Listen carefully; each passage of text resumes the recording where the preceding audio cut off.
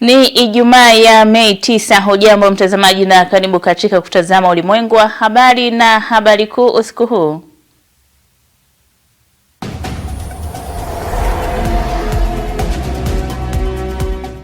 Waziri wa Maji Mheshimiwa Jumaa Aweso wataka wataalamu wa mabonde kujikita katika kufanya utafiti wa maji chini ya ardhi. Na katika habari za kimataifa, viongozi ulimwenguni wampongeza Papa Leo wa 14. Na kwa upande wa michezo, Ngorongoro Heroes kutupa karataki ya mwisho kwenye michuano ya AFCON. Karibu mtazamaji katika uchambuzi wa habari zetu kutoka hapa Sky TV. Jina langu ni Mendi Josefu. Waziri wa Maji Mheshimiwa Jumaa Aweso amewataka wataalamu wa mabonde kujikita katika kufanya utafiti wa maji chini ya ardhi ili huduma ya maji kwa wananchi iwe endelevu. Fredi Cheti na taarifa kamili. Maji yaliyopo chini ya ardhi yanatajwa kuwa ni mita za ujazo bilioni 21, ikiwa ni maji mengi yapo chini ya ardhi na bado hayajawanufaisha Watanzania. Mheshimiwa Aweso amesema hayo leo Mei 9 mwaka 2025 wakati akikabidhi vifaa vya kisasa vya utafiti wa maji chini ya ardhi vilivyonunuliwa kwa fedha za Uviko. Mkurugenzi wa idara ya rasilimali za maji Dr. George Lugomela amesema vifaa hivyo vitawezesha kuchunguza uwepo wa miamba inayohifadhi maji kwa ufanisi hadi kina cha urefu wa mita 1000. Vya utafiti wa maji chini ya ardhi kupitia fedha za Uviko 19 zilizotolewa na shirika la fedha duniani kwa maana International Monetary Fund au IMF, ambapo jumla ya seti 4 ambazo ni magnetometer, thermometer, dipa na borehole logger zimenunuliwa. Vifaa hivi vinaweza kuchunguza uwepo wa miamba inayohifadhi maji kwa ufanisi hadi kina cha urefu wa mita 1000 kwa maana ya kilomita 1.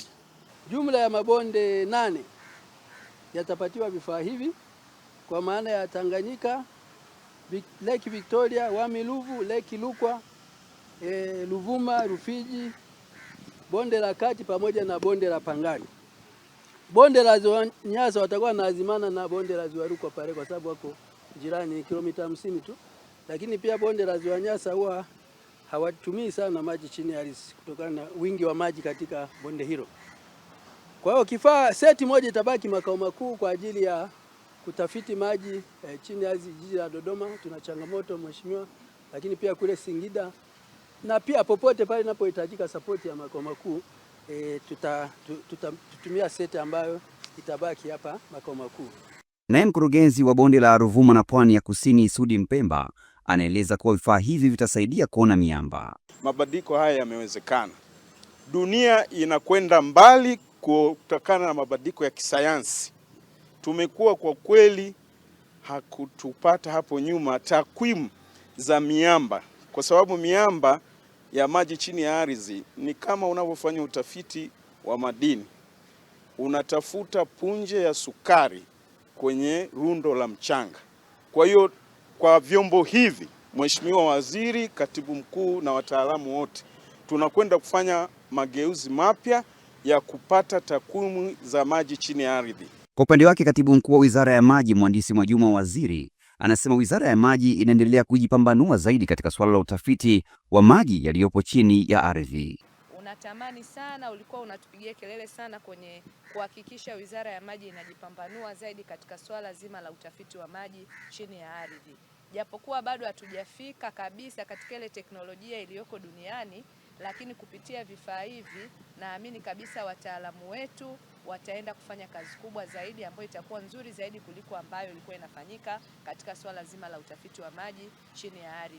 Vifaa hivyo ni pamoja na kifaa cha kuchunguza mipasuko katika miamba kwa njia ya sumaku, kifaa cha kuchunguza maji, kifaa cha kupima kina cha maji, pamoja na kifaa cha kuchunguza mikondo ya maji na kifaa cha kuchukua majira yani GPS. Kutoka Dodoma, Fredi Cheti. Mtazamaji, moja kwa moja tunaungana na Waziri wa Maji Mheshimiwa Jumaa Aweso ambapo pia ametoa agizo hilo. Sasa kwa kuletewa vifaa hivi vya kisasa, manake Wizara ya Maji haina kisingizio kwamba tuna vifaa vya kisasa ambavyo vitakueleza maji ili uyapate yapo kilomita kadhaa, yapo sehemu kadhaa. Kwa hiyo wataalamu wa mabonde hamna kisingizio. Sisi tunachotaka kusema ni shukurani tu kwa Mheshimiwa Rais Daktari Samia Suluhu Hassan kwa kutupa hii suluhu ya kuhakikisha kwamba tumepata vifaa vya kisasa ambavyo tunakwenda kufanya tafiti ili kuyapata maji yaliyo chini ya ardhi yaweze kuwanufaisha Watanzania.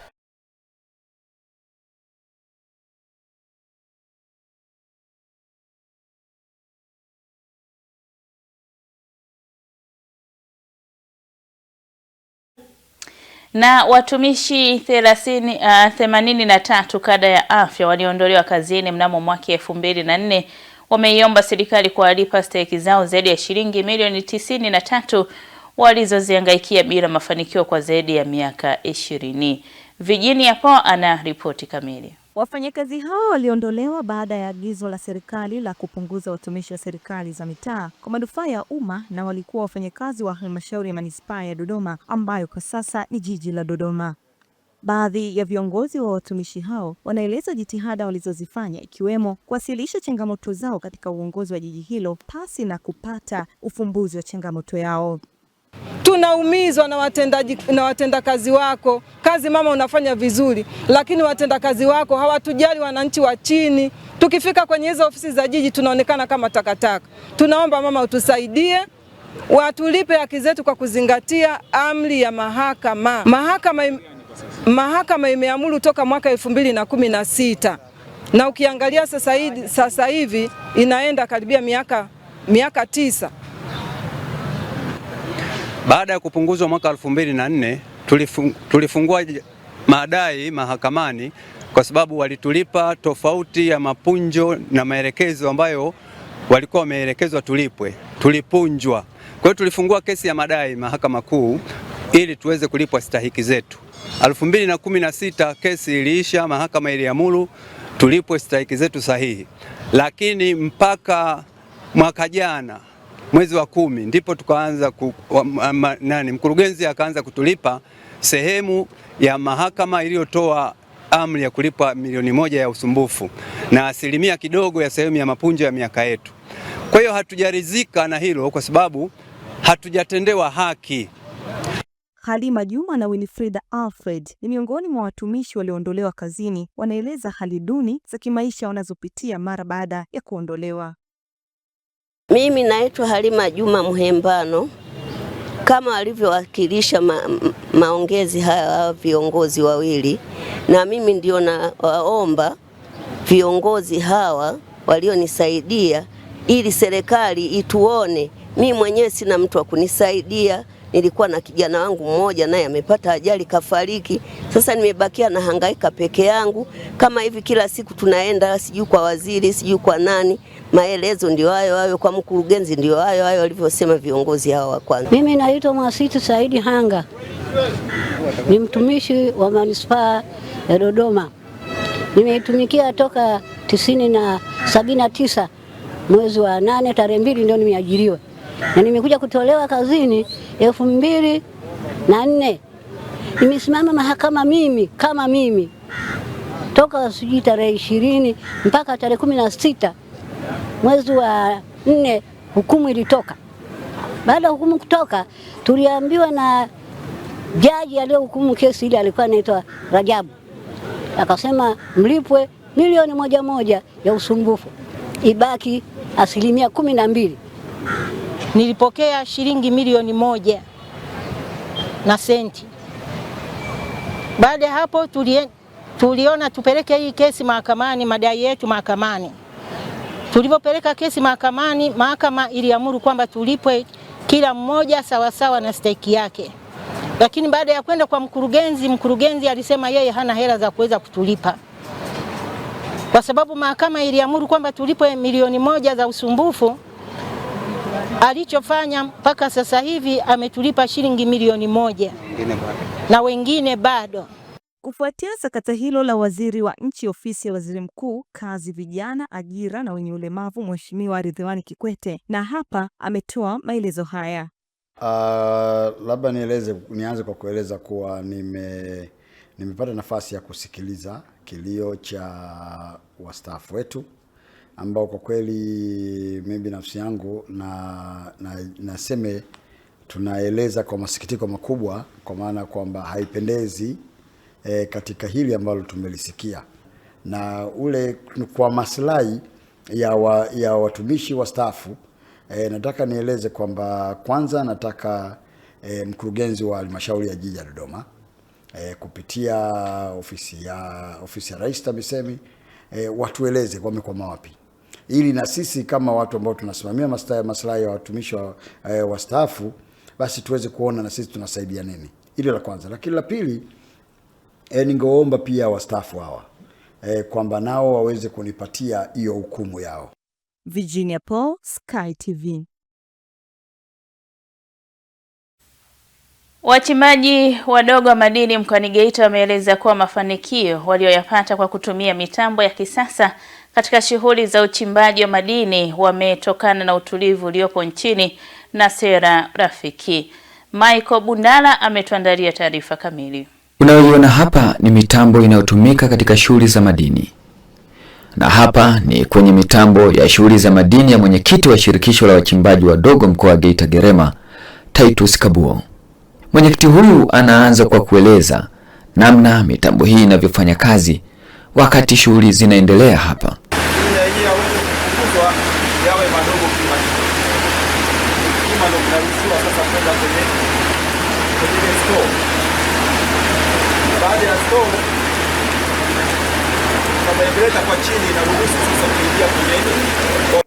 Dakika chache baada ya kueleza namna mitambo inavyofanya kazi, Bwana Kabuo anapata nafasi ya kueleza namna serikali ilivyosaidia kwa wachimbaji wadogo wa madini mkoani Geita kupata mafanikio ya kuanza kutumia mitambo ya kisasa, wakati kipindi cha nyuma walikuwa wakitumia zana duni za kufanya shughuli hiyo.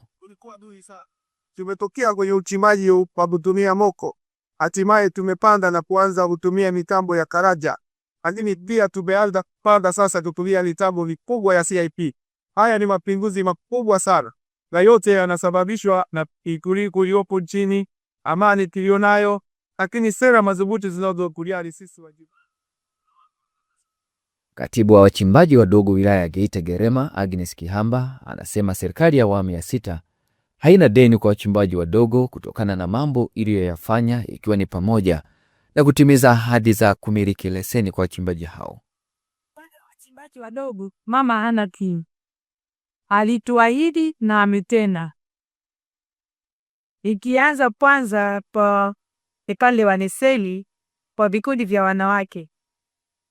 Vikundi vya wanawake viki sana havikuwahi kumiliki leseni. Na hata kwa mwanamke mmoja ilikuwa ni shida sana kumkuta anamiliki leseni. Lakini kwa sasa hivi tunamshukuru sana mama na serikali yake. Ametujengetezea uwezo wa kujiamini na kufanya kazi kwa kujiamini. Leseni zimekuwa nyingi kwa wachimbaji wadogo na vikundi vya wanawake kimeboreshewa mazingira ya kufanya kazi. Zamani mwanamke machiboni alikuwa anadharaulika sana. Kikutana na mwanamke anaingia shimoni, wanaume wanamfukuza. Wanamwambia ondoka wewe mwanamke, huwezi kufanya kazi. Lakini sasa hivi tunafanya kazi na wanaume na wanatubai. Naye mchimbaji mdogo wa madini katika mgodi wa Msasa, James Thomas Matimba, anaeleza kuwa kwa sasa wachimbaji wadogo wa madini wameanza kupata faida ya shughuli hiyo. Lakini awamu za nyuma tulikuwa tunachimbwa bila manufaa. Kwa tui kama faida yetu ni imari au kwa na stele hapa Tanzania. Kwa leo hii kila mchimbaji ndogo ameona faida yao. Kweli watu walikuwa wana majumba wamejenga, tia fursa ya mama amekuwa pamoja na sisi bega kwa bega, na tunashukuru sana sisi wachimbaji. Mama ametutambua kuwa sisi tunafaa kufanya kazi na tunaijenga taifa letu kupitia madini. Mei 11 mwaka huu wachimbaji wa madini watakutana katika mji mdogo wa Katoru mkoani Geita kwa ajili ya kongamano la kuipongeza serikali ya awamu ya 6 kwa kutengeneza mifumo rafiki katika shughuli za uchimbaji wa madini, ambapo sasa wanasema kuna nuru kubwa katika shughuli hiyo. Kutoka mkoani Geita, mimi ni Michael Francis Bundala.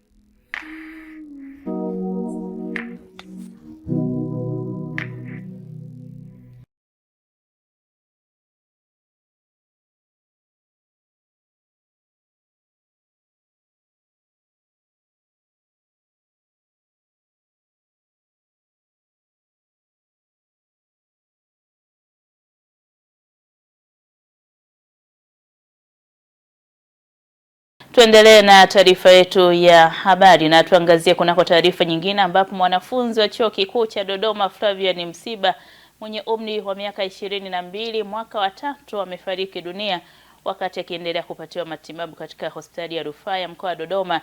Ni baada ya kudaiwa kupigwa na kitu chenye ncha kali, huku chanzo cha tukio hilo kikiwa ni ugomvi baina yake na mwenzake. Mariango Mgeta na taarifa kamili.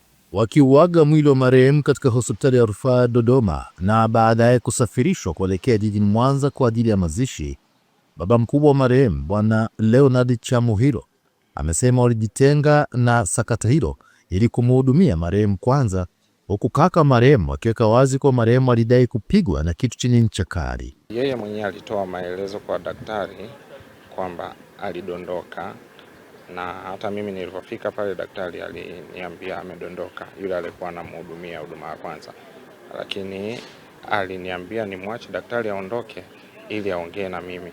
Nikataka niondoke na daktari akanielezee ni nini kinachoendelea vizuri kitaalamu alichokiobserve, lakini dogo marehemu akanikataza, akaniambia mwache kwanza daktari aondoke. So alivyoondoka akaniambia, brother, to be honest, mimi nimesema vile ili huyu mwenzangu asifukuzwe chuo, lakini mimi sijadondoka. Mimi nimepigwa na aliyenipiga ni fulani. Kwa alimtaja na akanitajia shahidi kwamba wakati napigwa fulani alikuwepo, aliona. Kwa alinitajia aliyempiga na shahidi mwingine alikuwepo.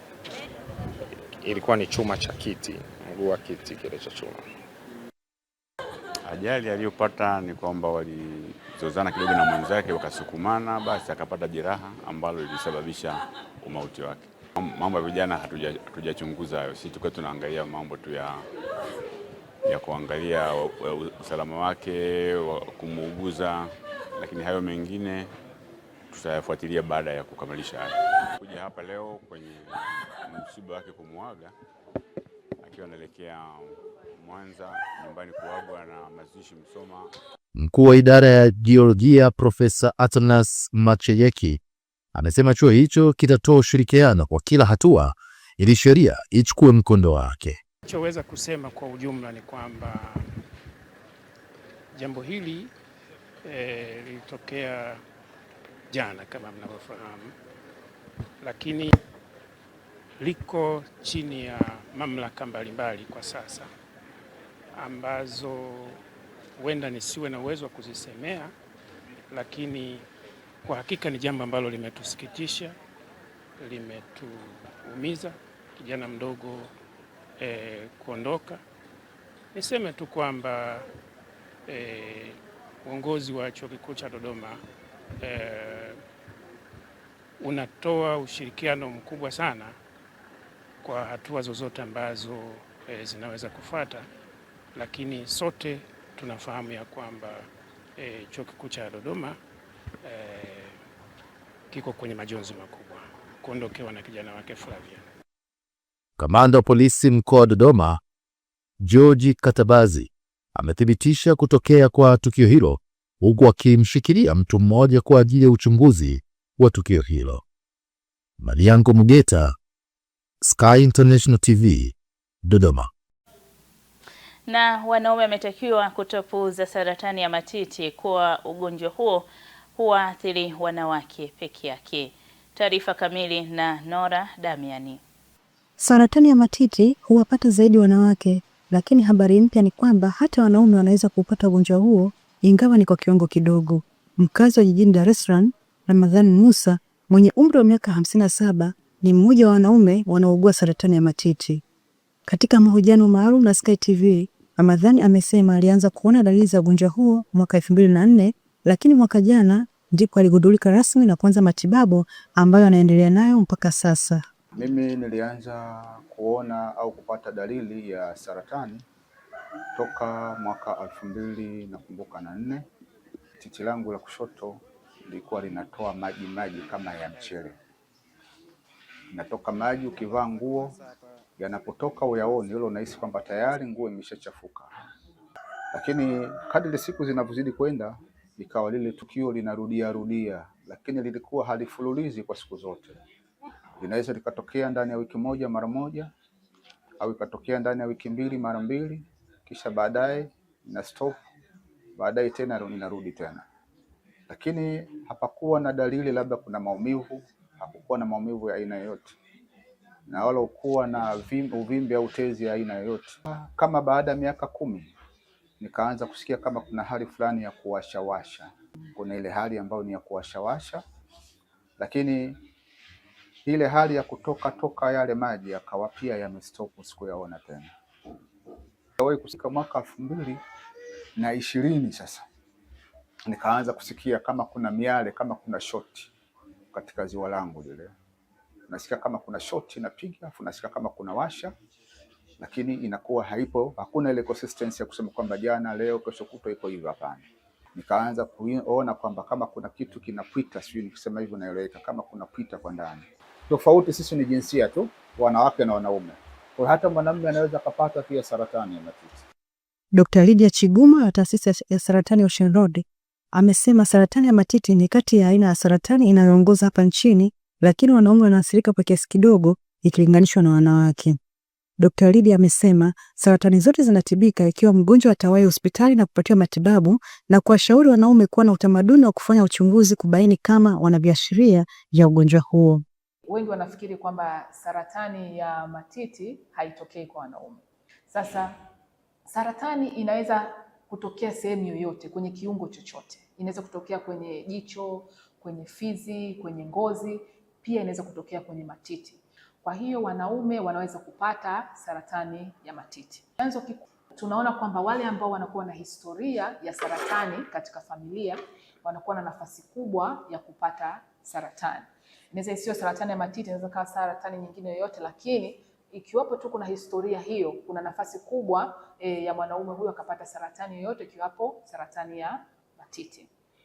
Pia mabadiliko ya homoni katika mwanaume yakitokea yanaweza pia wakaongeza nafasi ya mwanaume huyo kupata saratani ya matiti, kwa sababu kutokana na tafiti imeonekana kwamba kuna uhusiano mkubwa kati ya mabadiliko ya homoni katika mwili wa binadamu na saratani ya matiti. Na Umoja wa Nchi za Jumuiya ya Afrika Mashariki umezindua rasimu ya awamu ya 3 ya mradi wa maabara inayotembea ikilenga kukabiliana na magonjwa mlipuko kama vile Ebola, COVID-19 na magonjwa mengine. Taarifa kamili na Amina Ngahewa kutoka Arusha. Mradi huu unabainishwa kuanza mwaka 2017 kwa awamu ya kwanza, ambapo ulilenga kuangazia uanzishaji wa maabara kwa ajili ya magonjwa hatari kama Ebola, huku awamu ya pili ukilenga ufuatiliaji wa usugu wa vimelea vya magonjwa kwa dawa. Tumeshiriki pamoja ili kuanzisha tena kwa mara ya 3 mradi wa afya ambao unaendelea. Tumekuwa na maabara ambayo yanaweza kutoka sehemu moja mpaka nyingine, sana sana kwenye mipaka, ili vile tulivyoeleza hapa na mwenyekiti, kuzuia magonjwa. Tunajua panapo watu wanapotembea lazima pia hapata kosa pia na mambo ya afya, kiafya na madhara tofauti tofauti. Kwa hivyo tunashukuru sana, na vile tumevyosikia serikali ya Ujerumani imeweza kutunga mkono sana sisi kama jumuiya na nchi patanishi kuhakikisha kwamba tumeweza kuendeleza mradi kwa jinsi ya kutupa usaidizi wa kifedha. Nchi zote bado hatujaweza kuzileta. Kwa hivi sasa bado tunaangalia vifaa kwa nchi ya DRC, bado hatujafanya. Hata DRC mwanzo tuna ile mafunzo, kwa sababu tunafanya ile tunaita capacity building. Kwa hivyo tuna ile mafunzo inaendelea kuelimisha, kuhamasisha jinsi ya kutumia haya maabara. Pia katika nchi patanishi ya Somalia bado wanaendelea na matengo tofauti tofauti ya utangamano. Kwa hivyo wakiwa tayari kabisa tena pia tutaweza kuwahusisha katika huu mradi. Kwa hivyo bado tunahitaji sana, na ndio tunaendelea na kushukuru sana nchi ya Ujerumani, na pia kuambia wale wenzetu wengine kama wanaweza ungana na sisi ili tuweze kuzingatia masuala ya afya katika jumuiya. Kwa upande wake, naibu waziri wa afya hapa nchini Dr. Godwin Mollel pamoja naye balozi wa Ujerumani nchini Tanzania wanatoa ahadi ya kuendelea kusimamia mradi huo ili kutimiza matarajio ya jumuiya hiyo. Kwa upande wetu sisi Tanzania tuliopewa na Rais kazi ya kusimamia sekta ya afya, tutahakikisha hiki kinaenda vizuri sana na tunasimamia vizuri sana kama ambavyo mategemeo ya jumuiya yetu ya Afrika Mashariki inategemea. Our cooperation with the mobile apps has started in 2016. We committed already 30 million euros so far, but this next phase is important as we are committed here for integration of the region, and it has new member states, so it's important also that DRC to be included in the next phase. Nikiripoti kutoka mkoani Arusha, mimi ni Amina Ngahewa. Mtazamaji, tunapata mapumziko mafupi na tukirejea hapa tutaungana na Pius Jayunga katika habari za kimataifa.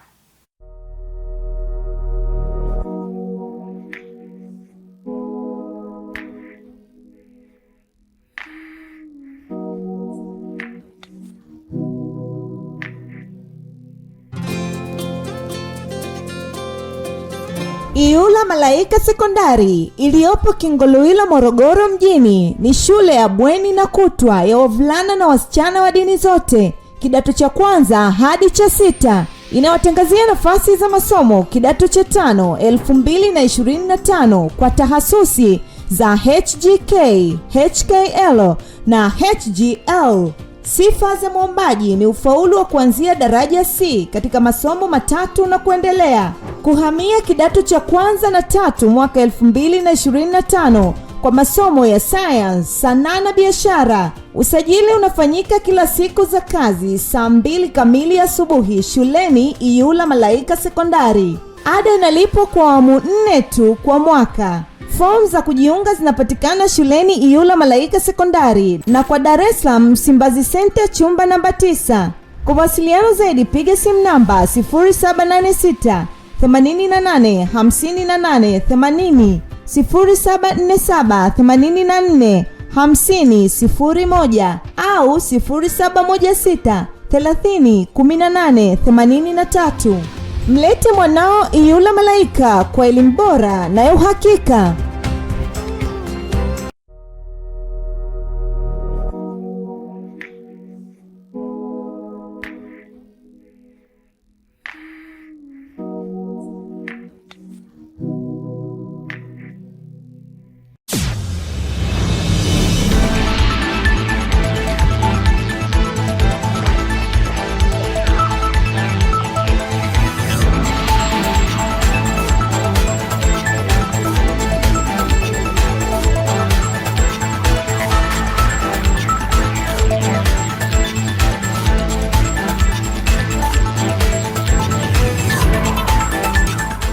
Habari za kimataifa. Ni wasaa wa habari za kimataifa. Karibu, naitwa Pius Jayunga. Kiongozi mpya wa kanisa Katoliki duniani, Papa Leo wa 14, leo ameongoza ibada ya kwanza ya misa siku moja baada ya kuwa Mmarekani wa kwanza kuliongoza kanisa hilo.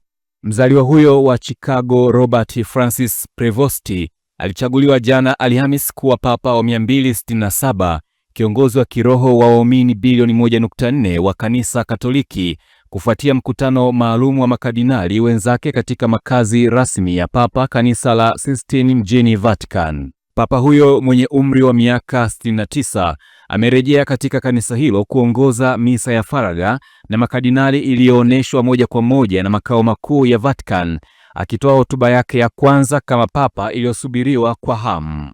Viongozi wa ulimwengu wametuma salamu za kumpongeza Papa kwa kuchaguliwa kwake. Miongoni mwa waliokuwa wa kwanza kumpongeza Papa huyo ni Rais wa Marekani Donald Trump, aliyesema ni heshima kwa taifa la Marekani kumpata Papa wa kwanza Marekani. Kansela wa Ujerumani Friedrich Merz, ambaye ni Mkatoliki, amesema watu nchini Ujerumani wanautazama uongozi mpya wa Papa kwa imani na matarajio chanya.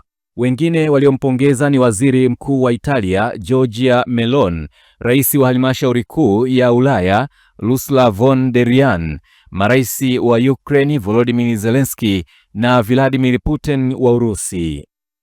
Kwingineko, Umoja wa Mataifa umesema umepunguza kwa karibu nusu malengo yake ya msaada wa kiutu katika Jamhuri ya Kidemokrasia ya Kongo. Umesema matatizo ya ufadhili yanaulazimisha kuzingatia tu watu wenye uhitaji mkubwa zaidi. Mwezi Februari, Umoja wa Mataifa ulitoa ombi la karibu dola bilioni 2.5 kuwasaidia watu milioni 11 nchini Kongo mwaka huu badala ya milioni 21 ambao Umoja wa Mataifa unawaona kuwa wanahitaji msaada. Ofisi ya masuala ya kibinadamu OCHA imesema imeweka vipaumbele vipya kwa sababu msaada unapungua na mahitaji yanaongezeka. OCHA imesema kwa kuwa ni msaada wa dola milioni 245 pekee ambao umepokelewa kujibu ombi hilo hadi sasa, mpango huo mpya umebainisha hatua za kuokoa maisha zitakazowasaidia watu milioni 6.8 walio hatarini zaidi kwa gharama ya dola bilioni 1.25, takribani nusu ya mahitaji ya mpango kamili. Hatua hiyo ya kupunguzwa kwa misaada inajiri wakati mashirika mengi ya Umoja wa Mataifa yakipunguza operesheni zao na idadi ya wafanyakazi kote ulimwenguni, huku wafadhili wakipunguza bajeti, hasa Marekani chini ya Rais Donald Trump.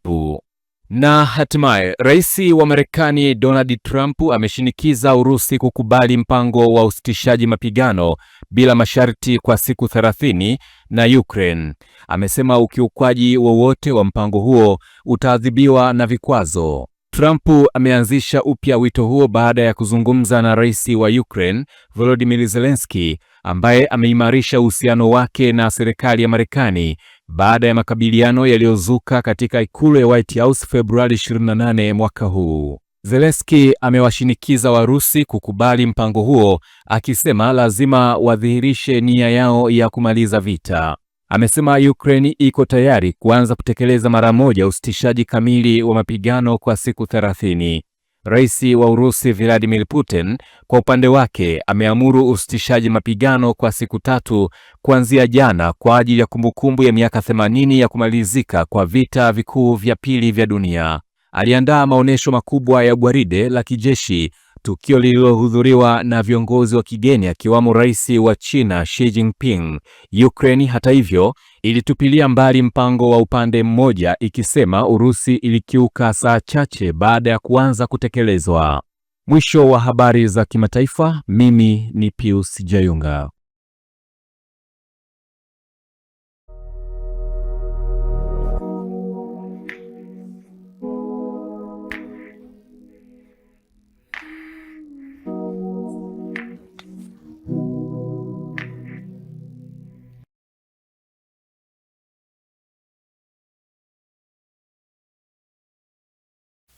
Mtazamaji, ni mkusanyiko wa habari za kimataifa zinatupa nafasi moja kwa moja kwa sasa ya kuungana na mwanamichezo wetu Rai Saidi kunako michezo, atujuza ambacho kinaendelea kujiri.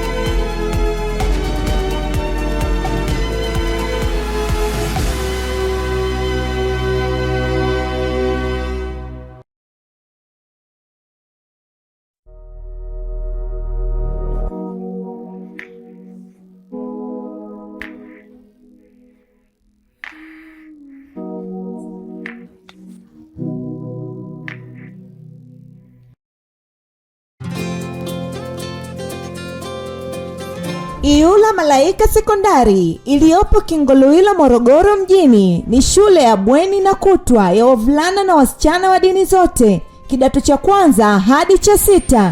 Inawatangazia nafasi za masomo kidato cha 5 2025 kwa tahasusi za HGK, HKL na HGL. Sifa za mwombaji ni ufaulu wa kuanzia daraja C katika masomo 3 na kuendelea. Kuhamia kidato cha kwanza na 3 mwaka 2025 kwa masomo ya science, sanaa na biashara. Usajili unafanyika kila siku za kazi saa 2 kamili asubuhi shuleni Iyula Malaika Sekondari. Ada inalipwa kwa awamu 4 tu kwa mwaka.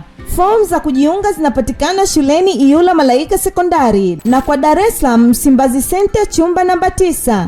Kwa mawasiliano zaidi piga simu namba 0786 88 58 80, 0747 84 5001 au 0716 30 18 83.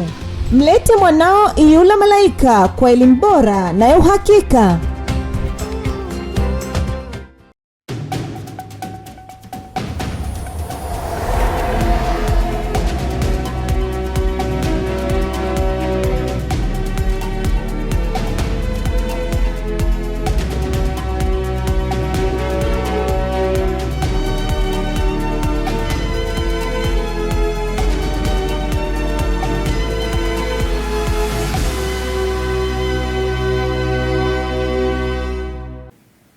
Hujambo mtazamaji wa Ulimwengu wa Habari, kwa furaha na bashasha tele ni kualike kuelekea kutazama taarifa za michezo pamoja na burudani.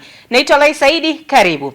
Tunaanzia hapa nyumbani ambapo kikosi cha timu ya taifa ya vijana chini ya umri wa miaka 20 Ngorongoro Heroes usiku huu kitakuwa dimbani katika dimba la Suez Canal nchini Misri, ambapo kikosi hicho kitacheza mchezo wake wa mwisho kundi A dhidi ya kikosi cha timu ya taifa ya Misri, mchezo utakaochezwa majira ya saa 3 usiku.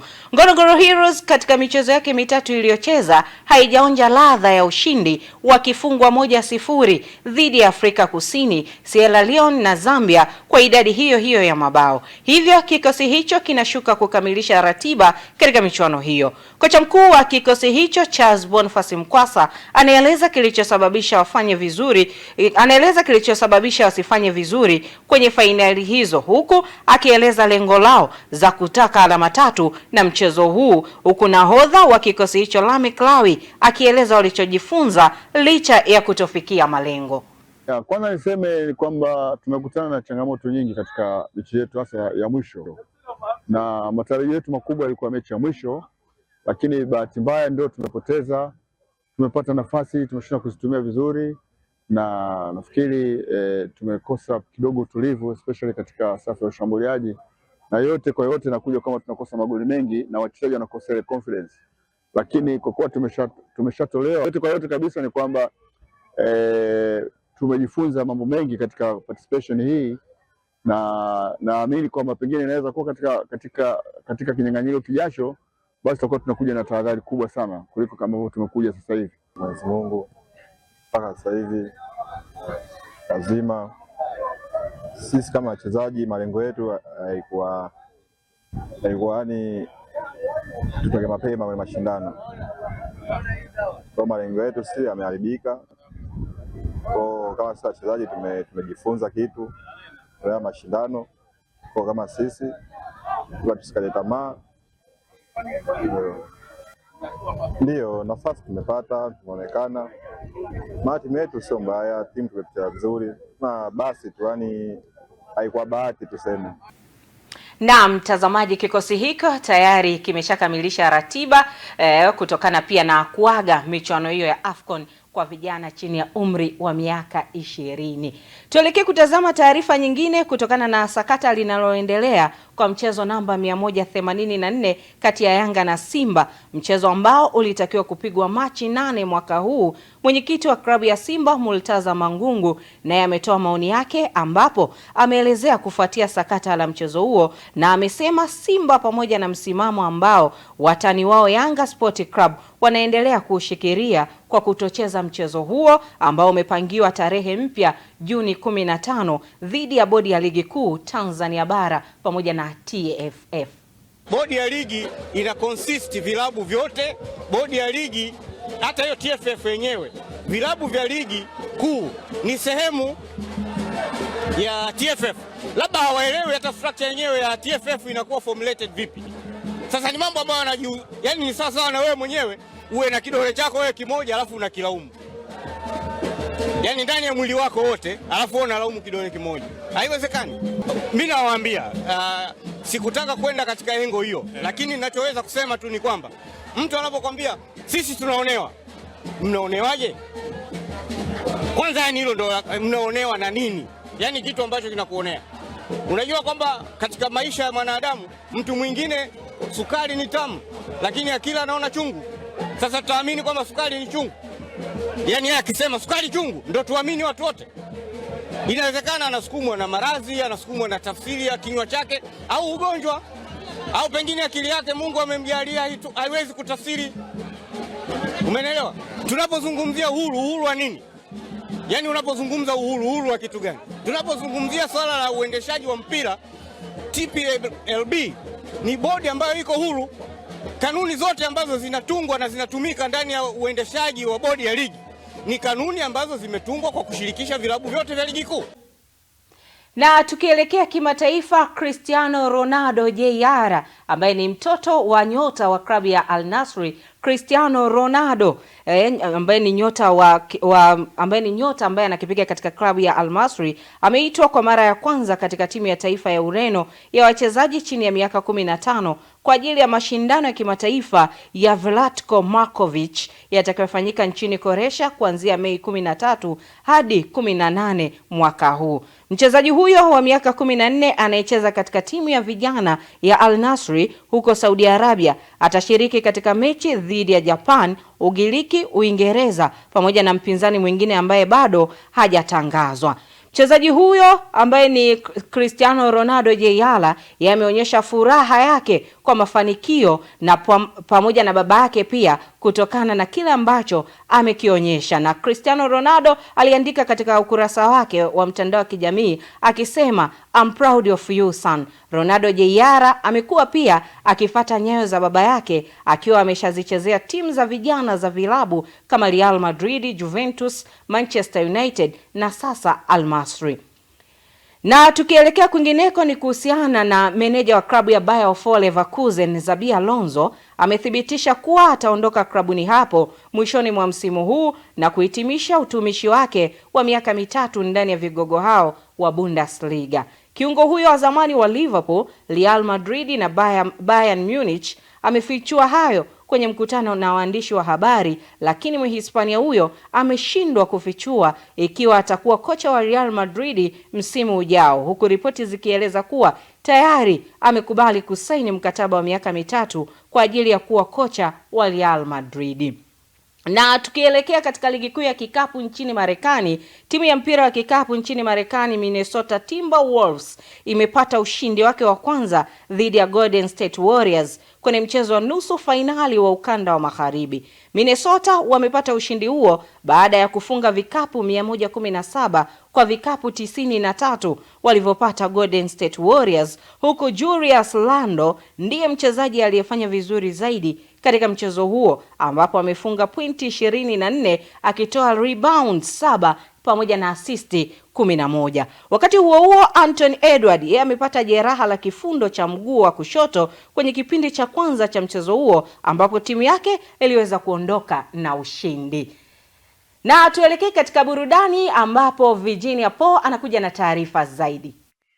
Unaposikia neno addiction kwa Kiswahili ni uraibu au kulevya fulani hivi, yani ni hali ya mtu kuwa na kiwango kikubwa cha utegemezi au kuwa na hamu isiyozuilika ya kuweza kufanya jambo fulani mara kwa mara hata kama lina madhara. Ndio maana unaweza kusikia kwamba huyu mtu bwana yuko addicted na simu au mtandao wa kijamii, au yuko addicted na pombe, yupo addicted na madawa ya kulevya na vitu kama hizo. Lakini tukija kwenye swala zima la burudani, addiction ni moja kati ya kitu ambacho sasa hivi kina trend kinoma noma. Mimi hapa nazungumzia Addiction, moja kati ya album kali ya Bongo Flava ambayo imeweza kutolewa na msanii kutokea nchini Tanzania, namzungumzia Jay Melody. As he said kwamba Jay once again, this time again tena amekuja na hii hapa album.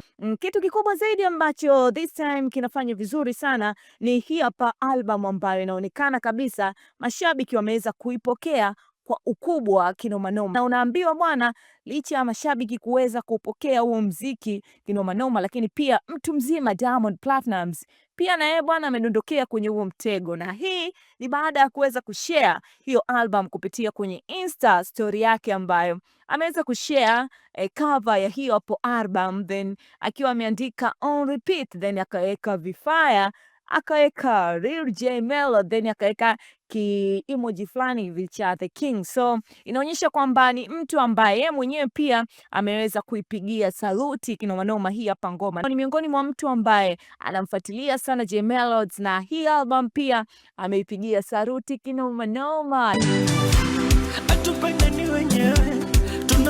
na umati watazunguka kote kama sisi hawapati. Mtazamaji wa Ulimwengu wa Habari, taarifa yake Virginia Po inatufikisha mwisho wa habari za michezo na burudani. Mindy Joseph yupo tayari kabisa kutamatisha taarifa ya habari.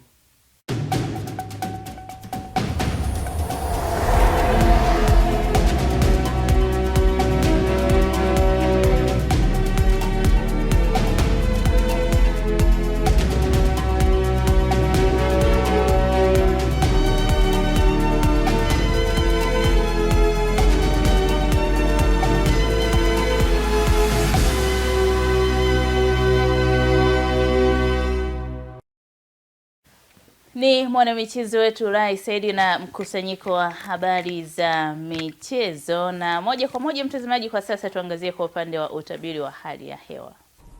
Habari za wakati huu, na huu ni utabiri wa hali ya hewa saa 24 zijazo kuanzia saa 3 usiku wa leo. Mifumo ya upepo inaonyesha upepo unatarajiwa kuvuma kwa kasi ya kilomita 30 kwa saa kwa ziwa Victoria na kwa kasi ya kilomita 20 kwa saa kwa ziwa Tanganyika pamoja na ziwa Nyasa. Hali ya ziwa inatarajiwa kuwa na mawimbi madogo hadi mawimbi makubwa kiasi. Kwa ukanda wa pwani yote upepo unatarajiwa kuvuma kwa kasi ya kilomita 30 kwa saa. Hali ya bahari inatarajiwa kuwa na mawimbi makubwa kiasi. Viashiria vya mvua bado vinaonekana kuendelea katika maeneo machache ya ukanda wa pwani yote. Na mamlaka ya hewa Tanzania inatoa angalizo la matarajio ya vipindi vifupi vya mvua kubwa katika maeneo machache ya mkoa wa Tanga, Dar es Salaam, Pwani ikijumlisha visiwa vya Mafia, Morogoro pamoja na visiwa vya Unguja na Pemba. Wakazi wa maeneo hayo ni vyema kuchukua hatua stahiki. Kwa usiku huu ni matarajio yetu katika ukanda wa ziwa Victoria panatarajiwa kuwa na mvua na ngurumo. Nyanda za juu kaskazini mashariki panatarajiwa kuwa na mvua. Ukanda wa pwani yote panatarajiwa kuwa na hali ya mawingu, mvua na ngurumo katika maeneo machache. Na maeneo mengine hapa nchini yaliyosalia yanatarajiwa kuwa makavu.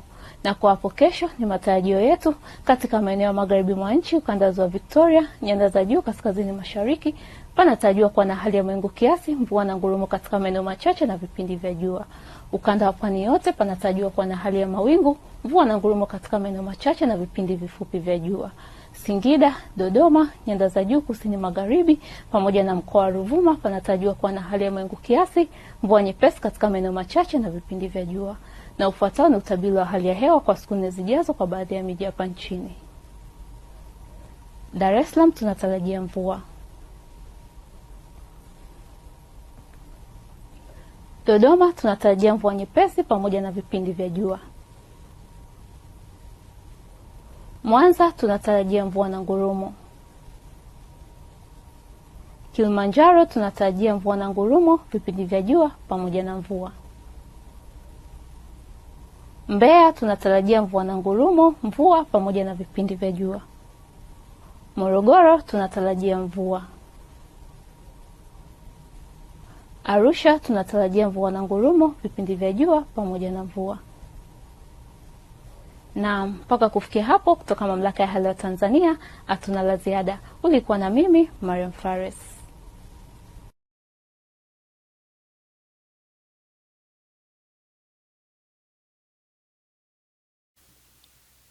Na mtazamaji, utabiri wa hali ya hewa na tuhitimishia kipindi cha Ulimwengu wa Habari kwa siku ya leo. Asante kwa kuichagua Sky TV na asante kwa kutazama Ulimwengu wa Habari kuanzia mwanzo hadi sasa na hitimisha. Nikutakie weekend njema na usiku mwema.